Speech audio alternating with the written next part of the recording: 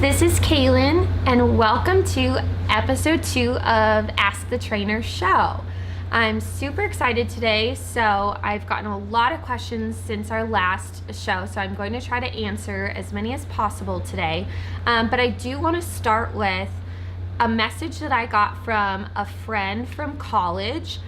She was having really bad issues with her dog and anxiety. So she reached out to me and said, my dog is just so anxious in a multitude of different situations. Can you help me? So I asked her to be as specific as possible, tell me his background, when she got him, how old he is, what's happening in these situations, is the dog leashed, unleashed, just be as specific as possible. So we're going to read to you her response. It's a long one, so hang in there a little bit. But I'm going to piece this up. I'm going to piece up her response and with my response back to her. So there's a lot of really good questions in there. So I really want to be able to get to all of this. So here is what she responded with all of the information. I adopted him last August, so when he was 2. From what I know, he was a stray for most of his life until I got him last spring. His anxiety is nearly absent when I'm home, alone with him, or if I'm home and he's around. But if I'm not home, he's immediately as anxious and spends all of his time in my room on the couch. I ask my roommates to take him out to the bathroom. He will sometimes let them leash him and go out okay. Other times, he will go outside with them and be so scared he won't go to the bathroom and just pulls back to the door to go inside. Other times, he will growl and not let them put the leash on him. So that feels like a lot of separation anxiety to me, because none of those behaviors are there when I'm around, which makes it hard to address because I'm not seeing it happen. He's very shy of men, even with me. He backs away if someone in public tries to pet him. If it's a guy or in the house, he barks and backs away, and I end up having to put him away downstairs away from the visitors. With girls, he will bark at them, but then generally quiet down and be able to hang in the room with them, just isn't up for approaching or interacting with them. Out in public, he gets really anxious around crowds. He's always very hyper aware of surroundings. Loud noises on walks make him flinch and jump. If I take him into a coffee shop or into the pet store, he will visibly shake and sort of shuts down. In his hyper-aware, anxious state in those situations, he is paying very little attention to me because he feels like he needs to be in survival mode. So I found it easier to train him in the house, and he obeys relatively well in the house, but if strangers or visitors are around, it's kind of a lost cause because all of his focus is on whatever he's nervous about. Out in public, I don't feel like I've been able to work on training type things because his mind is again just stuck in anxious at safe mode. He doesn't present like this all the time either. There'll be days where we go on a walk and he doesn't flinch at noises, or he will just let a woman or child pet him just fine. And then there's other days where we will present like I described above. I don't think it's been consistently happening, but when people try to put the leash on him and take him out, if he doesn't want to move, he will snap at them and make them leave him alone. What should I do? Okay, so I know that was a lot of information, so I'm going to break this down because there are a lot of different issues going on here. So the first part where she was talking about the separation anxiety. She thinks it's separation anxiety because he's totally fine when she's home, but if it's just with the roommates, he's super anxious and doesn't leave her room. And so they've tried to leash him, and he either pulls away or growls and will not let them leash him. And she said because none of these behaviors are there when I'm around, it makes it really hard to address what's going on. So yes, this is absolutely separation anxiety. And I asked, how long are you gone for? If not gone for an unreasonable amount of time, I would suggest that while working through the anxiety, to not have anyone take him out when you are not there. If it causes him more stress to leave the safe place, then let him stay there. Because obviously he feels very safe in her room. He's not destroying things. He's not having accidents. So it's definitely, I would say, a mild case of separation anxiety. And the reason why dogs develop separation anxiety is because the person becomes the dog's safe place. So I always suggest, crate training or using a room to switch that safe place from the person to the room or the crate.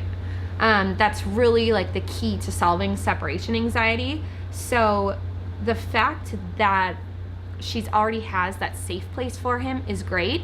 So when she's not there, she should leave him in there. He feels the most comfortable in there without her. So don't add in any other stresses like the roommates taking him out. And then she also said that when the roommates do, if they are able to leash him without him growling or snapping at them, that he doesn't even go to the bathroom outside. So really, he's gonna be way less stressed out just staying in the room and everybody leaving him alone while she works through this with him. So I told her one thing I would recommend is having him go in your room for a short amount of times when she is home. That's another thing. If the only time that the dog is in the room or the crate when the owner is not there, they're automatically going to start getting anxiety when they're placed in that room. So, if he goes in the room without her, he's like, oh my gosh, she's gonna be leaving. This is the worst thing ever. And the anxiety builds up before she even leaves. So it's really important that you put him in that safe place before or while you're home as well, so he's not building up that anxiety. So I said, when you direct him into the room and you are not going in as well, his anxiety starts there because he knows that this means that you are leaving and for a long time. From there, the anxiety builds and builds the whole time you are gone. To desensitize him of you leaving, you have to stop that anxiety from starting before you even leave. To do this, direct him to the room, close the door, and then go back to him and give him a treat. Leave again, this time increasing the amount that you leave him, and keep going back to him. Each time you go back to him, it brings him back to self-control rather than the anxiety continuously building. I would work up to going out the front door as well and things you have left, and then go back to him. When you do actually leave, I would try to go back to him at least once before leaving and give him the treat. So a lot of times dogs get worked up like when they hear the door opening and closing and they're like, oh my God, that means they're gone, and then the anxiety starts again. So the key to that kind of practicing or the exercises for separation anxiety is to go back to the dog before he gets worked up. So when I practice separation anxiety, I open the door, close it, sometimes don't even go out the door, open the door, close it, just so the dog hears that sound, then go immediately back to the dog before he has a chance to get worked up about that door closing. So that really just desensitizes him of, the noises. Some dogs get worked up like when people are grabbing their keys. So what I always say is grab the keys, go and give a treat. So instead of grabbing the keys means to the dog, oh my God, they're leaving, grabbing the keys means a treat, means something else. So it just keeps that anxiety from building. So this desensitization keeps him guessing if you are home or not and how long you are gone for, instead of automatically associating you leaving as a super negative thing and goes into a shutdown state. One thing that is super important that you do is that you do not make hellos and goodbyes a big deal either. So that's really important for separation anxiety. I know you're super excited to see your dog as well when you get home, but if you make like, hi, oh my gosh, I missed you so much. If you make that, here comes my dogs. Oh, hi, Rashi. If you make that a big deal when you get back home, it's going to be a big deal for your dogs. So at least just wait. I wouldn't recommend saying hi to your dog until the dog calms down. Once he's not associating like you're acknowledging him with your arrival, then say hello to him. So that's part one of that. So I pieced this into a second part. Here's what she said again. He is very shy of men, even with me. He backs away if someone in public tries to pet him. If it's a guy in our house, he barks and backs away, and I end up having to put him downstairs away from visitors. With girls, he will bark at them, but then generally quiet down and be able to hang in the room with them. Just isn't up for approaching or interacting with them. So one of my golden rules of training was my answer to this. Redirection is key to shaping behavior. Behind every single bad behavior, there's a reason behind why the dog is doing it. And just telling him, no, don't do that, don't bark at that guy coming in, is not going to make that reason behind why he's doing it just go away. You have to always ask yourself, like with every bad behavior that the dog is doing, what is the reason that my dog is doing this? And what would I rather have him do instead when he feels this way? This goes for every single behavioral issue, honestly, from as little as chewing on a shoe to, barking at men and being reactive towards men. So here's the question. Why is he barking at people? Because he feels threatened or scared, and it could also possibly be a natural protective instinct that he possesses. What would you rather have him do when he feels this way? Look to you instead. So this is huge. Anytime that I'm working through reactivity or aggression, this is the redirection approach that we take. Letting the dog know when you feel like barking and growling and snapping and taking it out on that other person, look to me instead and you're safe. So of course, breaking a natural instinct takes a lot of redirection. Hi, look at me, and catching your dog before he goes into that reactive or aggressive state. So this is the advice that I gave her. When someone comes over, have him on a leash and have treats. Don't even let him look at the person in the beginning. Each time he starts to look at the person or starts barking, call his name positively to you and give him a treat. So this redirects his focus to you. This redirection teaches him that when you are feeling scared or threatened, look to me instead of taking it out on the person. If you can't get his focus at all when calling his name, you are too close to the trigger object, and you need to back away from the person to get your pup to calm down and focus on you. That distance is huge. If he's just staring at that person, zoning out from you, there's no way to get him, you have a treat on his nose, he's just not responding, he's too stressed out and is way too close. Back up to the point where you can get his focus, even if that means going out of view from the person. Then you'll want to slowly work up to the person. The more you redirect him to you, the more that becomes his natural instinct instead.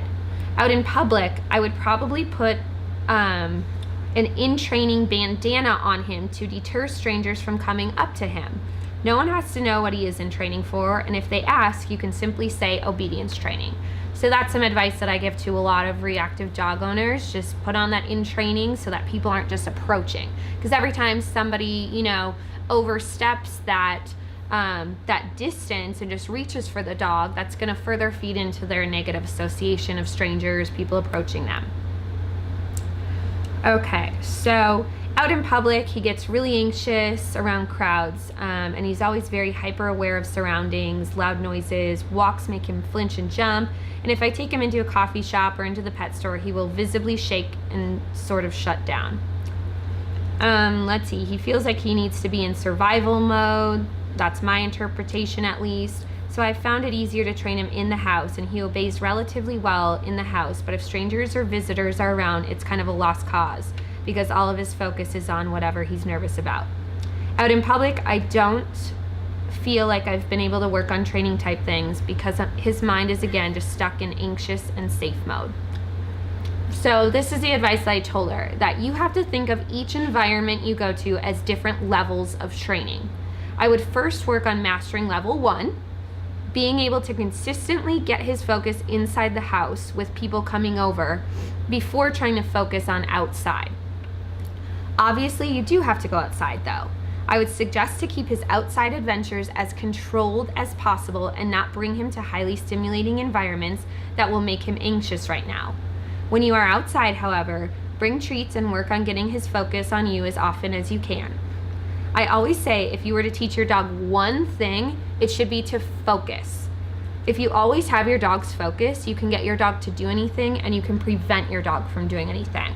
And that aspect is so huge, and I think it's so lacking in every area of training. Just focus is so key. So when she said he doesn't present like this all the time, it's kind of on and off, he has good days, bad days, this was my advice for her. You always want to work at the level your dog is on on his worst day. For instance, each time Jeff comes in, I would not give him any mental freedom to try to bark at him. I would think that this is going to be the worst that he's ever been and set off by Jeff, and continue to call him to me every single time he even starts to look away from you. Think of his training levels as an overall, and that you should stay at the level until all of the issues have gone away, even though the issues have gone away because you're not even giving him a chance to look at him. So this is something that's really huge. If you feel like your dog's behavioral issues are random or like 50-50, the biggest mistake that owners make is trusting their dog too much. Like one day, if she just let him look at Jeff, like, oh, he's just looking at him because he likes him today, like he's fine. You don't want to trust your dog. If there's a 1% chance that he could react at him, don't even give him the mental freedom to decide if Jeff is good or bad. Don't let that anxiety build up. Grab his focus immediately and bring it to you. And then with the roommates, I would say his presentation is consistently shy and unwilling to interact with them. He's snapped at them a couple times. I don't think it's consistently happening, but when they've tried to put the leash on to take him out, if he doesn't want to move, he will snap to make them leave him alone. What I told her is I would try to have the roommates take him out occasionally when you are home, as if possible. First, start with them leashing him and him keeping his focus on you, even if that's with a treat, while they're leashing him. This keeps the anxiety of, oh my gosh, Sophie is leashing me. That means she's taking me outside. Not my mom. This is going to be so horrible, from building even before going outside. I would then go outside with them, but let the roommate control the leash. Slowly, you can give the roommate more and more control. Have them make him check in and focus on them instead of you. Take him outside by himself when you're still in the house. Give him treats. Treats are a really good indicator food of stress level. If you take your dog outside and he's not taking treats, he's way too stressed. So I always tell people that. Let's see. And I think that was everything. So those are pretty complicated, anxiety, reactivity, some aggression issues, and that's just kind of the base of how I can communicate it. Obviously, there's a lot more that goes into it, and every single dog you have to take on a case-by-case basis. Every single dog reacts differently, so that's just kind of the generic. So I'm sure just that basic advice will help a lot of people just at least start working with their dog with the separation anxiety and reactivity and aggression issues. So now we're gonna open up and have you guys ask questions. I know I have a couple in my DMs. Do we have any other ones? Oh. I don't have it open. Okay. What? Let's open it.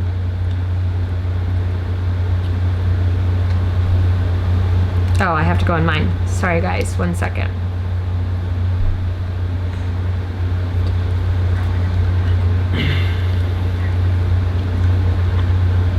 Oh, it's only showing the ones.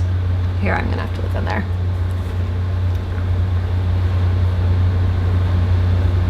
Okay, is there one that's first?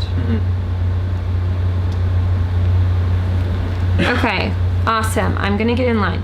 Best recommendations for introducing a new puppy in a home with a dog. I have a 2-year-old Aussie and plan on adding a puppy in January and want to do it safely. Okay, so my first piece of advice for introducing 2 dogs is to keep it as controlled as possible.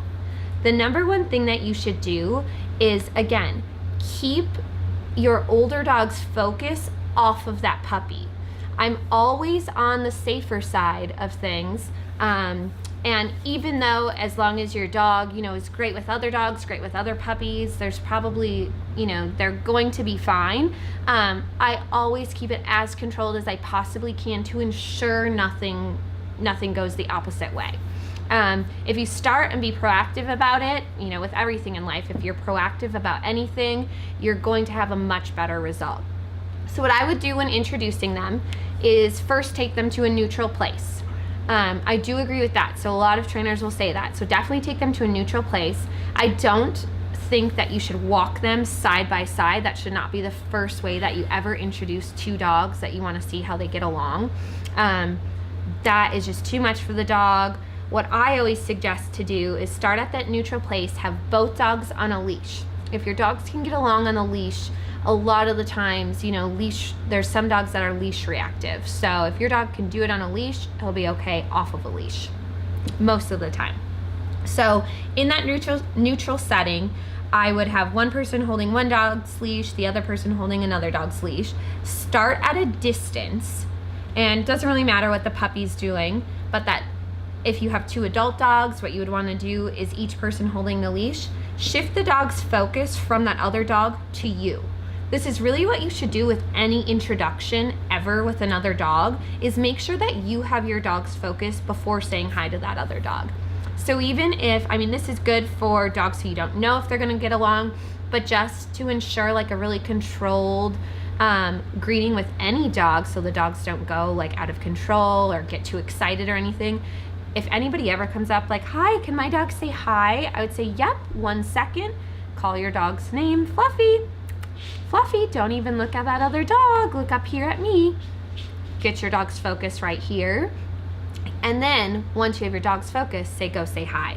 So what I would do is get your dog's focus at one distance. And then once your dog isn't zoning in on the puppy, and time is your best friend for that. So keep bringing him back until he's focusing on you. Once he doesn't need to look over his shoulder at that puppy, go forward and start again. Keep shifting the focus off of you. Then what I would do when you do get up and work nose to nose, is let them say hello for like 2 seconds, then call them back. Then you'll let them go and say hello again and increase the time that way. Again, this is the most controlled introduction that you could possibly do, but it's definitely what I would do just to ensure they're okay. Then when you get home, what I would say is, I guess the best thing that you could do, you could either redo this entire thing, work at a distance in the same room, work up to the other dog, and just ensure there's no extra deep focus on the puppy or anything because it's in his territory now.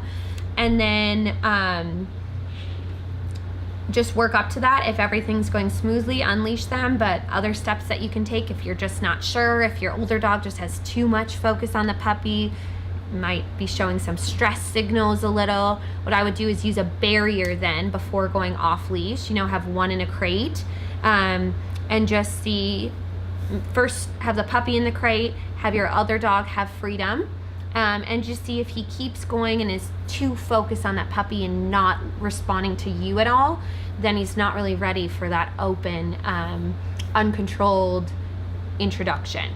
So use the barriers. You can use a baby gate to have them both. Once they both kind of respond to you, you can ensure that they'll be snapped out of it. It's not so exciting when they get nose to nose then and they don't have enough mental freedom to be able to go at it at each other. Not that that would happen, but again, I'm just always on the safe side with everything. Okay, so that's how you would introduce two dogs. Let's see. My Wheaten Terrier is so super stubborn. Her public manners are non-existent when at places like Starbucks. She doesn't listen and just starts jumping and pulling uncontrollably. How do we work on this? So again, back to kind of what we talked about, I would definitely think of that as a different level. So can your dog sit and stay and work on self-control at home? How long? I would work to increase that stay at home at level 1. Once you feel confident that your dog is okay at level 1, I would bring her to somewhere not as stimulating as Starbucks. I would bring her to a place like, let's see, just kind of like some open park where there's people at a distance maybe, like a place where there's 1 to 2 people and not so overstimulating. That would be level 2. And make sure that you can get her focus in that kind of situation. And you can use treats, of course, but just practicing any kind of self-control exercise and also like healing exercises is going to indirectly help with her behaviors. So once you've mastered that level 2, then try going to Starbucks and applying it there. It's a lot easier to teach your dog something in their less excited state and then apply it in their most excited state. It's nearly impossible to try to teach a dog like stay at Starbucks. So I would definitely be patient and work in the levels that way. The other piece of advice I have for breaking stubbornness just really goes back to all my 5 golden rules to not repeat a command. Always make sure you're saying your dog's name positively to be more motivating than anything that she's gonna see at Starbucks. So sticking with that is going to be super helpful. And then back to that focus piece, when you're going to Starbucks, work up to Starbucks. If she's way too zoned out and wants to get to somebody when they are 100 feet away, and you can't even get her focus at 100 feet away, there's no way you're gonna be able to get her focus when she's only 20 feet away from that person or when she's 5 feet away from that person. So be patient, work, let her know her ultimate reward is to get to that person or get to the party at Starbucks. So make her sit, be patient, focus on me. Okay, I'll wait here all day until you focus on me. We're not moving forward until I get your focus. So just kind of break that stubbornness. It takes a lot of patience from you, but it definitely can be done. So don't give your dog that reward of going all the way into Starbucks if she's not going to focus on you 100 feet away from Starbucks. Make her earn that. So that's kind of a basic explanation to breaking the stubbornness and getting your dog to kind of relax out in public settings. But I always recommend like socializing your dog as a puppy as much as possible. I was just talking to my friend Bridget about this today. Like her dog is just so chill out in public. Just because she's just brought him everywhere. Thank you guys so much for joining me for episode 2 of Ask the Trainer. Keep DMing me your questions over the next week, and I'm super excited to help you guys and answer more questions next week.